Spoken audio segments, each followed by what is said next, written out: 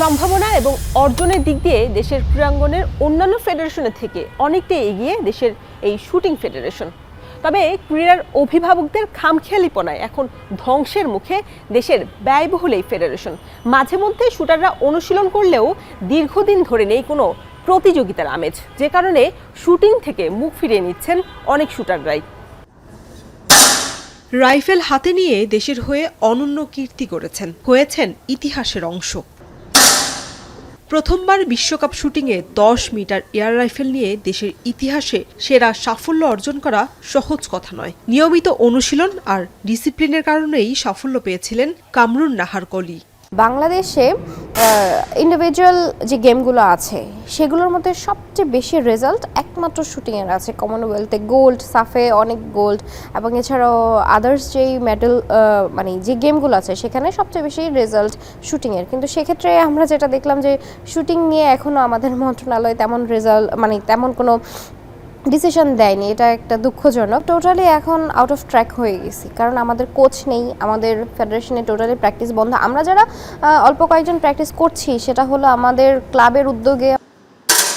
তবে রাজনৈতিক পট পরিবর্তনের পর পাল্টে গেছে অনেক কিছুই। সে সঙ্গে ভেস্তে যাওয়ার পথে শুটারদের এত দিনের তপস্যা। দেশের 25টিরও বেশি ফেডারেশনের অ্যাডহক কমিটি ঘোষণা করলেও শুটিং ফেডারেশনের দিকে নজর নেই যুব এবং ক্রীড়া মন্ত্রণালয়ের, যে কারণে ইতিহাস রচনা করা কামরুন নাহার শুধু নয়, ফেডারেশনের সব শুটারেরই এখন বেহাল দশা। অভিভাবকহীন ফেডারেশনে অনুশীলনের সুযোগ পেলেও প্রতিযোগিতায় খেলতে না পারার আক্ষেপ কুড়িয়ে কুড়িয়ে খাচ্ছে দেশের এই শুটারদের। ইতিমধ্যে কিন্তু অনেক শুটার হারিয়ে পড়েছে। অনেকে লাইফের মানে এখানে গোল খুঁজে পাচ্ছে না, কারণ একটা আগে যেমন একটা ভালো পরিবেশ ছিল যে গেম হচ্ছে, আমরা আসছি, এখন কিন্তু 9 মাস যাবত কোনো গেম হচ্ছে না। আমাদের সাফে একটা ভালো রেজাল্ট করার জন্য কিন্তু একটা টিমকে মিনিমাম 5 থেকে 6 মাস একটা হার্ড ট্রেনিং প্রসেসের মধ্যে দিয়ে যেতে হবে।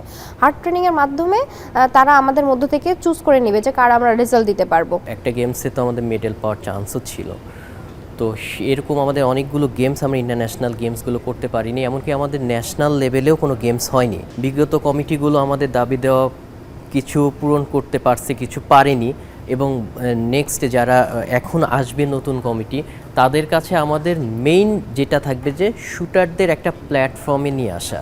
ফেডারেশনের ভারপ্রাপ্ত মহাসচিবের বক্তব্যে পরিষ্কার, অ্যাডহক কমিটির অপেক্ষায় থমকে আছে ফেডারেশনের সব কার্যক্রম। এই ধরনের ক্যাম্প অর্গানাইজ বা প্রতিযোগিতা অর্গানাইজ যোগদানের জন্য একটা ফান্ডিংয়ের ব্যাপার আছে, বাজেটের ব্যাপার আছে।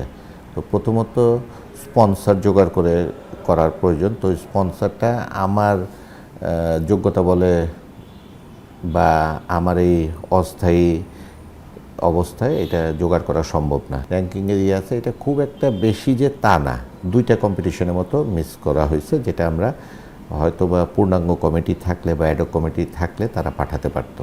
As soon as possible ad hoc কমিটিটা দিয়ে দিলে বা অ্যাটলিস্ট যদি আমাদের ফেডারেশনের প্রেসিডেন্টটাও নিযুক্তি দেওয়া যায়, তাহলেই কিন্তু এটা নর্মাল ফর্মে চলে আসতে পারে। শুটিং ফেডারেশনের বন্দুক জুলাই আগস্টের অভ্যুত্থানে ব্যবহারের খবরে কমিটি ঘোষণার আগে অনেক বেশি সচেতন মন্ত্রণালয়। স্পোর্টস শুটিং ফেডারেশনের অ্যাডহক কমিটির প্রপোজাল আমরা পেয়েছি। আমরা এটা রাষ্ট্রের নির্দিষ্ট কয়েকটা সংস্থার ব্যাটিংয়ের জন্য আমরা পাঠিয়েছি। ব্যাটিং রিপোর্ট আসার সাপেক্ষে এগুলি অনুমোদন করা হবে। এটা নিয়ে এত বিচলিত হওয়ার কিছু নেই। শুটাররা আশা করছেন দ্রুত সমস্যা সমাধান করে আবারও বন্দুক রাইফেল নিয়ে প্রতিযোগিতায় নেমে সাফল্য ছিনিয়ে আনবেন তারা। শরীফ রাউশন, এখন, ঢাকা।